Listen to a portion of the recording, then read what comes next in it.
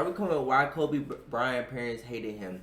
Nigga, wait, y'all, did y'all know that? Did y'all know Kobe Bryant's parents hated him? I swear to, I heard like things through the like grapevine, but I didn't think they hated his ass. But let's go ahead and get to the video. Welcome new people, new subscribers. NBA superstar Kobe Bryant is not having a quiet off. Like Kobe Bryant and mom and spat over playing what? Season. He's in a feud with his mom. I'm one of the only guys left that remembers your dad as a player. I'm curious how much he's talked to you about this stage of the career. Unfortunately, we don't talk much. Kobe's parents didn't speak at the moment. Why do you think that was?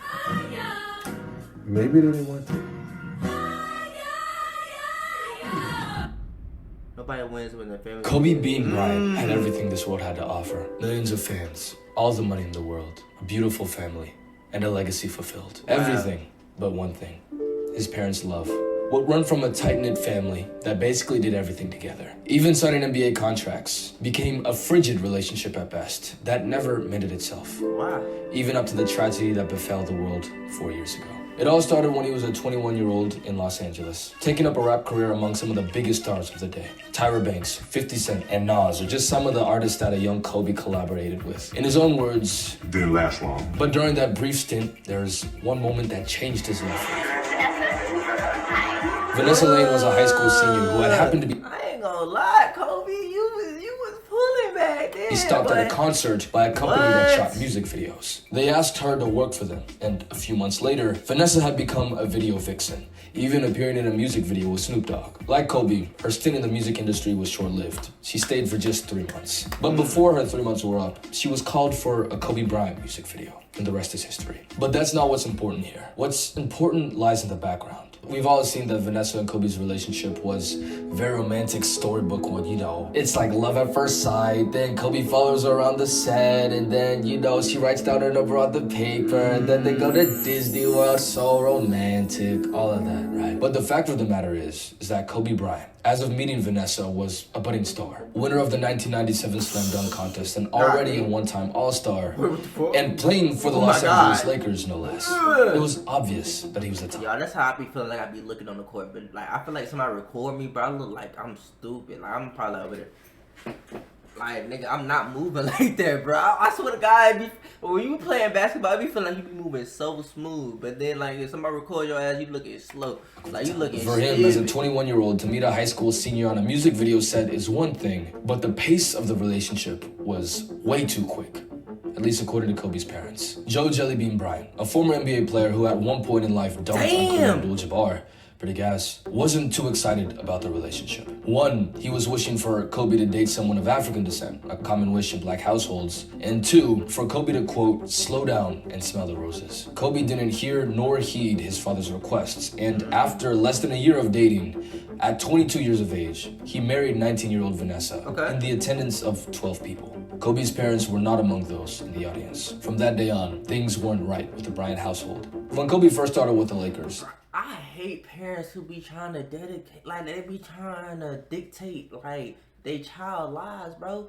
If bro felt like he found love at the age of 22 and she 19 or whatever the age is, like maybe let them do what they think. And if it don't work out, don't throw it in their face. Just be there as a loving and understanding parent. Why is you trying to tell them who they love and who they can't love? You can't tell them. Oh, you keep like, oh, you can only date black people or white people or d. Cause like you don't know what the heart wants. What the heart wants, you feel me? Like you can't tell somebody who and what they gonna like. They might like the person that's meant for them might be somebody they never thought. It might be somebody over. They might go on a trip to Hawaii, and they might find somebody over there. You literally don't never know. Like, bruh, your time comes when it comes. Like that's why I hate people who be trying to tell people this and that. You don't know. Like, even if I try to give you relationship advice, it's coming from what I've been through. It might be completely different for you. Yeah, that's just how, and that's exactly how it's supposed to be. We're not all gonna live the same story, bro. the whole family moved from Philly to Los Angeles. Oh, that's how we Joanne mom? said, we weren't just going to let him come out here by himself. That wasn't how we worked. For 3 What? years, the family all lived together in Kobe's house until they moved out, a quarter mile away. When Vanessa entered the picture, however, Kobe moved an hour away to be closer to Vanessa's mom. The family argued about whether it was right for Kobe to be so in love with a girl that he just met. This ended up fracturing the family to a severe degree. Per an LA Times article written in April of 2003, Joe had not seen the couple's new house in Orange County. Joe had never met the couple's first child, his granddaughter Natalia, who was born in January. When Kobe's Philadelphia area high school retired his number, his parents sat in one section of the bleachers while Vanessa sat in another section. But what hurt most of all, and the most notorious product that's entrenched in basketball culture to this day, is the aftermath of the Lakers' second championship in their legendary run. Kobe Bryant, in the midst of his championship celebration, couldn't think straight. Broken at your lowest point? Well, I had so much going on outside of the game of basketball that people didn't know about, and it just felt good to pull through the season, to come through with another championship. It definitely feels good. Can you tell us what some of that was now? Are you willing to discuss that? No, not really. I mean, it was just, it was hard, but His father wasn't at the game. Kobe I'm sorry, that nigga lame as fuck. Fuck that nigga. Bitch ass nigga. I mean, like, nigga, what? You rather let me calm down. Let me calm down, cause like y'all, I get very angry when it comes to somebody kids, bro. Like you hold something like that against your kid, bro. Really? This bro is going through an amazing time in his life. Where all the, like, I don't know if y'all ever played sports in y'all life. I don't know. But like, have y'all ever just, okay, say, I'm gonna speak from the standpoint that you have. Like, you playing basketball, football, and you just scored touchdown or like a crazy three or the game winner, and you look to your left or look to your right, and you don't see your parents, bro. You don't see your mom, dad, or whoever you're looking for. Do you know what that does to like your psyche or mental? That is lame. That is very lame to do some shit like that just because he fell in love with a girl that's not black and that he moved. Like he grew up basically. He grew up and you're upset. That's sad. It's very sad of y'all. Very, very disappointing. Y'all should be adults and have way more maturity than that. That is disappointing. And now this I don't know how old he was when he won his second championship, but now Kobe Bryant, who just won a championship, gotta go through it without his parents there. That is beyond sad. And now that picture, that the famous picture, has even more weight and meaning behind it. And now, wow, I'm actually kind of sad. Like, he had just won a championship in his dad's hometown, and his dad didn't even come to the game. Wow. Not even 3 years prior, Kobe was living not even a 5-minute walk away from his dad, the man who taught him to play and showed him all the love in the world. And I scored not a free throw, nothing, not a lucky shot, not a breakaway layup, 0 points. And I remember crying about it and being upset about it. And my father just gave me a hug and said, listen, whether you score 0 or score 60, we're going to love you no matter what. I remember this. Now, in the city where he made himself known to the world as Kobe Bryant, Philadelphia, his father, who showed him the game, wasn't even there to see his son win the game's greatest accomplishment. That's why Kobe, in the locker room after the finals, was in disarray, even tearing up in the shower. In the midst of his despair, he was handed the Larry O'Brien Trophy, the crowning achievement of basketball. And this is all he could think. It had been such an awful year for me, so hard. I want a father. I want my father. 2 years later, this relationship remained the same. In the LA Times article, he said, "The court has become my psychologist. It's my time to get away from all the hassles and problems. It's my moment." And even still, I'm not gonna lie, y'all. Like, I never knew how like therapeutic basketball is, y'all. Like until like I was like maybe 14, 15, y'all. That shit is like, I can't even explain it. It's like you become one with the fucking basketball at one point. Like, I remember going out in like the actual like rainstorm, like, and just playing, cause like it helps you get your mind off shit, bro. And I don't know if it's the sound of the basketball. I don't know what it is, but it literally helps everything, y'all. That's why, like, I don't care who you is, where you at, bro. Like, Find something that gets you like that. It might be drawing, it might be watching movies, it might be playing sports, it might be listening to music or creating music. Whatever it is, bro, find that thing for you, because I feel like we all need that, like that one thing in life to just take our mind off everything, because life can get hectic at times, but man. Years later, things were not mended. Per the LA Times article written again in April of 2003, in a playoff series lost to the Timberwolves, Kobe's dad was there at Staples Center, but he didn't wave or call out. He didn't visit the locker room. My mom asked me to leave him a ticket, so of course I did, Kobe said, his voice dropping. But I knew he wouldn't come down and see me.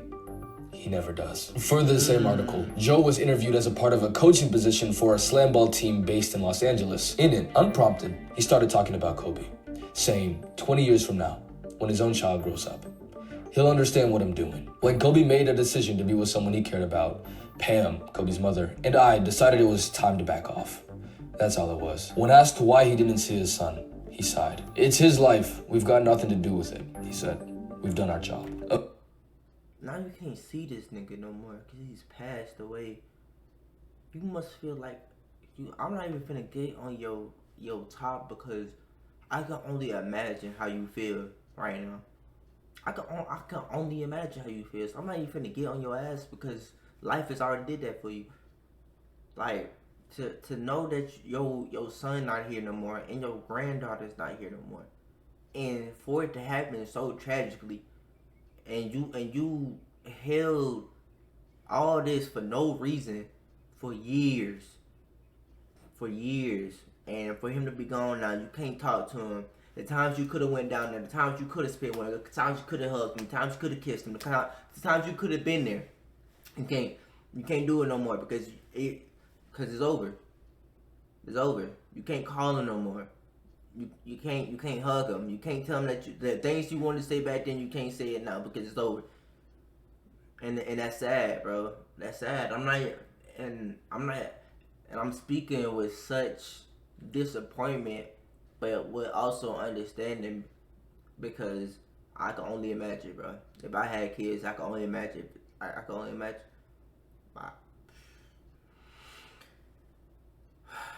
Like that's like some shit that, like, you gotta really deep, like, take a deep breath on, because that weighs heavy for you to take somebody for granted, and then for them to pass, and you can't do nothing, y'all. You can't do nothing. A few years later, Joe took up a job as an assistant coach for the LA Sparks. Oh, really? And at least according to the LA Times, it seemed as if the relationship had somewhat defrosted between Kobe and his father. But it was not warm. There was a report of Joe and Pam Bryant attending the 2010 NBA Finals, but not because of Kobe. A wealthy Lakers fan had invited them. Regardless, in 2011, Joe referred to the relationship as pretty good, and so it stood. But all of that changed one April morning in 2013. Kobe put out a tweet. When you give, and they take, at what point do you draw a line in the sand? Hashtag hurt beyond measure. Hashtag gave me no warning. Hashtag love. It's definitely 2013. I digress. He was referring to his mother, Pam Bryant, who, up to this point, seemed to have a decent relationship with Kobe, at least better than his father's. She had asked Kobe for a home in Nevada. Kobe had offered to give up to $250,000 to purchase the home, but Pam asked for $450,000. Kobe refused, and that's when Pam decided to take Kobe's high school and NBA memorabilia, including the 2000 NBA championship rings that Kobe had gifted his parents. You're disappointing. You're sad. You're disgusting. Like, how, as a parent, do you even do something like that? And now that your kid is gone, I hope it hurts. I hope it does. I hope you regret all this, because that is sick. Disgusting. Like, what is wrong with you? Like, why? Why? You're grown. He's grown. Like you just said. Like y'all just said. He's grown. Well, y'all did all y'all could do for him. So when he could do all he can for y'all, $250,000, deal with it. Take it. It's better than nothing. Literally. Some parents, some kids, some people don't even have a quarter of that. Appreciate it. Half. Appreciate it. Some people only got literally 200 and like 2,500. That's it. Y'all got 250,000. Appreciate it. That's really what it is. People are ungrateful as hell. What is wrong with y'all? Y'all are grown parents of this nigga, and y'all treating this nigga. I don't know what the fuck y'all treating this nigga like. Like y'all just don't know him. Like he's just a free lick. Like what is wrong with y'all? Grow up. Like I'm 21 years old and I know this. Like what the fuck wrong with y'all? Like, and I know people got past traumas and bruh, grow up. This is sick. And gave it to auction in exchange for the $450,000 that Pam had been asking for in advance, plus the proceeds from whatever the hundreds of items would have brought from auction. She did this without Kobe's knowledge, let alone approval. He learned of the items being put up for auction through the news. As you could imagine, that's what inspired the tweet that morning. Per ESPN's coverage of the incident, Kobe Bryant's lawyer had sent a cease and desist letter telling the auction house to call off the sale and to return the items to him. Kenneth Golden, owner of the auction house, says he can't cancel the auction because he's already advanced $450,000 to Bryant's mother and put money into. And that's all she gave. His high school jerseys, his Lakers number 8 jersey, his champion, bruh. She gave out trophies, bro. Shoes. She's nasty, bro. You're sick. She's sick. To advertising the auction. Kobe's lawyer Mark Campbell said in a statement, Mr. Bryant's personal property has ended up in the possession of someone who does not lawfully own it. We look forward to resolving this legal matter through the legal system. Yes, Kobe got his lawyers involved, with what seemed to be no communication between him and his parents. The auction company then countered with a lawsuit. Joe defended their actions, saying, my son gave my wife these items over the years, stating, here mom, these are for you. They'd had the items for a long time, it seemed, and it was a way for them to make some more money. They were able to settle the suit for a payment of $500,000 and cut down the auction from the massive amount of items to just 6. However, 2 of those happened to be the rings that Kobe gave his parents. Wow. Commemorative of the last time that they enjoyed Kobe Bryant's NBA success as a family. After his stint in Los Angeles for the Sparks, Joe went away and became a head coach for some teams in Japan for a couple of years. During this period, Kobe and Joe never reconciled or even really spoke. Unfortunately, we don't talk much. Maybe down the road that relationship would be better, but right now it's not much more. After the fiasco in 2013, Kobe didn't speak to his parents for the rest of his NBA career. In his final game, where he almost poetically had 60 points, he didn't have his father there to love him. In an article covering Kobe post-retirement, Kobe said, our relationship is not good. I say to them, I'm going to buy you a very nice home, and the response is, that's not good enough? Then you're selling my stuff? This is tough, man. His sisters, who he was also close.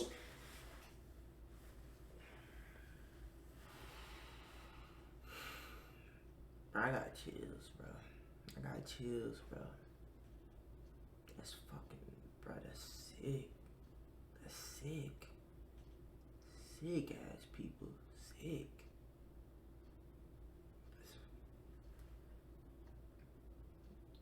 I couldn't even imagine, bro. I couldn't even imagine to want to have your parents, to want to call them, to want them to, you want your parents to be parents, and like you see, nobody should have to ask for that, bro. Nobody should have to ask their parents to be parents, bro. They're sick, bro. Y'all sick ass people. For what? I'm gonna buy y'all a house that ain't good enough? Bet. With a long time ago, Sharia and Shea have learned to accept that Kobe has removed money from his relationships with them. They're very smart, college-educated women, Kobe says. I'm really proud of them. They were able to get their own jobs, get their own lives, take care of themselves. Now they have a better sense of self, of who they are as people, instead of being resentful because they were relying on me. Kobe's relationship with his parents never seemed to end up mending. Now, 4 years after the tragedy that befell us all, a misrepresented news report brought the family feud to the forefront once again. The 2000 NBA championship ring that Joe and Pam sold all those years ago was being sold again. It was thought that Joe and Pam were selling their son's legacy once more. Really? But really, it was just the previous buyer that was putting up the father's ring for sale. Whatever it sells for, is that the price of a family fracture? The pain and strife in one of the world's most beloved figures? And just as importantly, his family? I don't think so.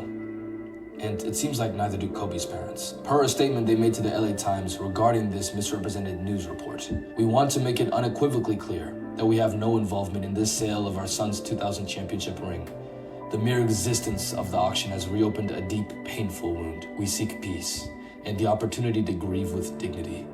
We appreciate your understanding and respect for our family's privacy at this time. Thank you, and may God bless you. And that's all they wrote.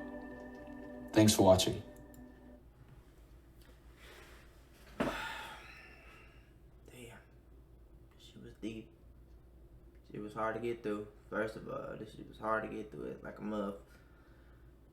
Dang, man. What? Like, just sad, bro. Cause like, I know his parents feel sick, bro.